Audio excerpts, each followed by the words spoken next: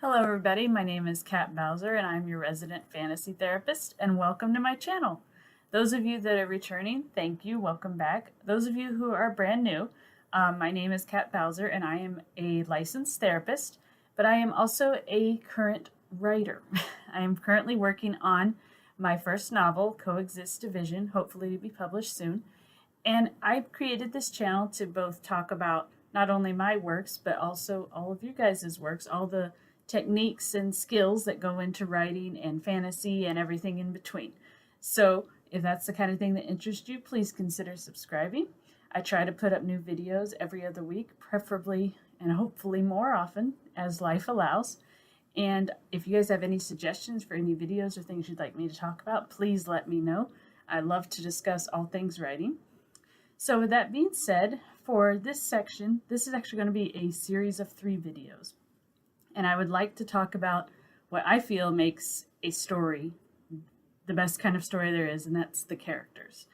One of the best pieces of advice I ever received for writing was in regards to characters, and it was simply make your characters real and they will write the story for you.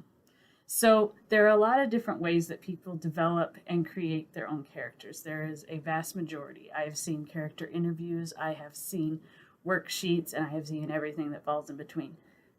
For me personally, one thing I do not like about the worksheets, particularly the very long ones, is while they do give you a lot of info, they aren't necessarily useful for every genre. I primarily write fantasy, and a lot of the questions are more geared towards realistic fiction. So I can't always use all the questions and information that I would gather. So I kind of came up with my own method, and I admit that this is primarily based on psychology because that's how my mind works. So while I don't consider this the end-all way to develop a character, I do think it's very useful, and I think it might help you find and consider things that you might not have thought about. So if you guys enjoy that kind of thing, I hope you can get something from these videos. So with that being said, my technique I call the 5 W's plus 1, which is basically for who, what, why, when, and where, and how.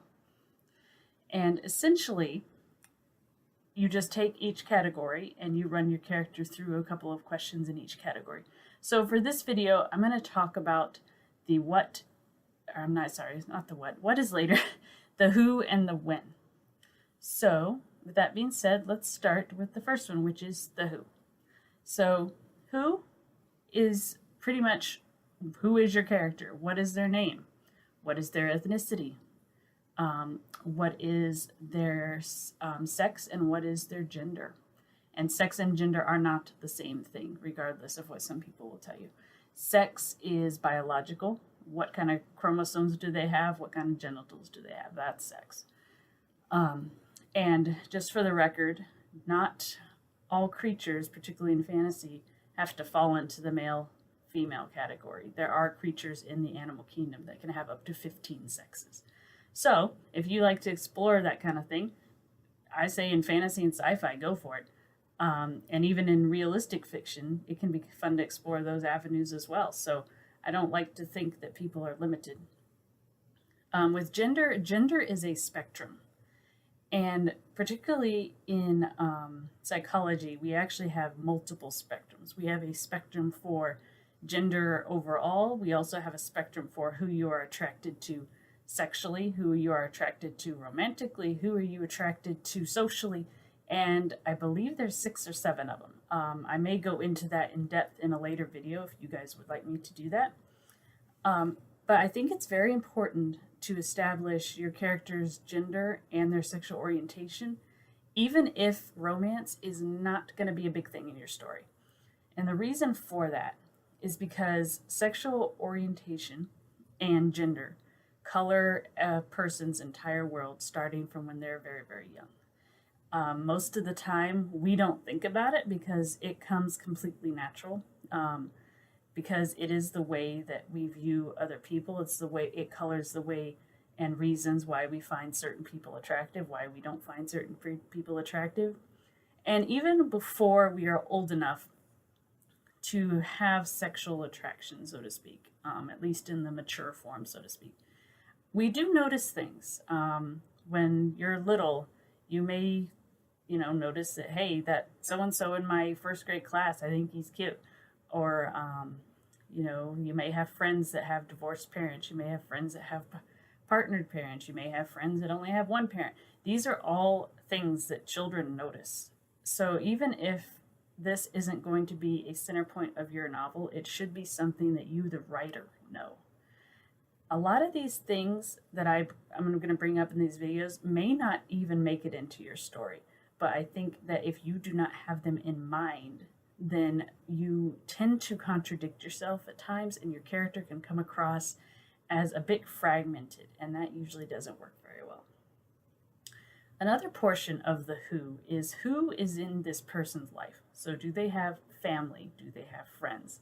If they have family or friends, what is their relation to them? What are their names? Again, this is something that even if it doesn't come up in your story, it should be something that you know. And I'll give you a good example of that. Let's say I have a character who is an orphan currently, and let's say his parents died in a fire. Let's just throw that out there. Even if his parents aren't brought up at all, the aspect and the event that happened is going to have an impact on him, whether he knows it physically, emotionally, cognitively, or not. There's something in psychology we call emotion memory. So essentially, memory in the form that most people think of it, little films or stories that kind of play in your head, that doesn't usually develop till about 4 or 5, which is why a lot of times people have no memory before age 4. But we do have something called emotion memory, which is essentially something happened and you know that it either made you feel sad or angry or confused, but you don't necessarily know what it was or when it was, but the emotion is still there. That's emotion memory. So even if this character doesn't remember what happened, he likely knows that something bad happened. And that's going to color how he interacts with people. That's going to color how he interacts with events. If this character's family was killed in a fire, if I have fire at any point in my story and I don't bring this up, or I don't have him react a certain way, that's a missed opportunity. And the more developed and real you make your characters, the more real they're going to be to the audience. So I try to never turn down an opportunity to grow a character. And in regards to their family and friends, if they're secondary or tertiary characters, I don't necessarily think that you have to go super in depth with their background and their history unless you want to. I personally love doing it. But I do think you should know the basics. If they have parents, what was their relationship with them like? Are they alive? Are they dead? Where are they now? That kind of thing. And like I said, if you're a kind of person that likes to dive into that stuff, go ahead. I think it's awesome. I think it's a lot of fun. And it will color how you write these characters, even if it's only in small little increments, small little interactions. And anytime we can do that is awesome. So, that being said, that is pretty much the who when I run characters through the who spectrum. Then I tend to go to the when next. And when basically refers to 2 things. It refers to both the timeline of your character and the timeline of the character's environment. So in the timeline of the character, it can basically be summed up with how old is your character. And this is important because we have different developmental stages that we go through. I believe there's 8. I don't have all of this memorized. Even therapists have to go look stuff up. But the thing that is important to remember is that if you have a character who is in one developmental stage and you have a character who's in a different one, it's going to interfere with how they interact with each other because they're going to process things differently. This is actually one reason why siblings who are super close in age or very apart in age get along best. People who have siblings that are in the same developmental bracket tend to not get along as well. And with that said, let me give you an example. I'll use morality because that's something that tends to come up a lot in stories. So if you have a character who's about, let's say 4 or 5, for example, They are in a stage of development where morality is determined by either what the law says is right or what the parents say. And it is based on what keeps me out of trouble, what benefits me. Because, I mean, as much as I love kids, they do start off very egocentric, kind of like we all do. Now, if you have a character who is past the age of 13, they are most likely in a stage where they have started to develop their own sense of morality. They are more capable of processing the gray. So they can make decisions depending on multiple factors, whereas someone who is much younger does not have that ability yet. Actually, among therapists, a very popular question to ask is we call it the convenience store question, which is essentially a man is trying to get medication for his wife. The medication is extremely expensive, and the store owner will not sell it to him. So the man steals it. And the question that they ask the subject is, was the man right or was he wrong? Most of the time with young children, they'll be told he was wrong because it was against the law. But if you talk to older teenagers and adults, they will most likely go into a discussion about, well, technically the law says he was wrong, but here are the reasons morally that he was right. So that's just one example. There are a lot of different things that different developmental stages can do.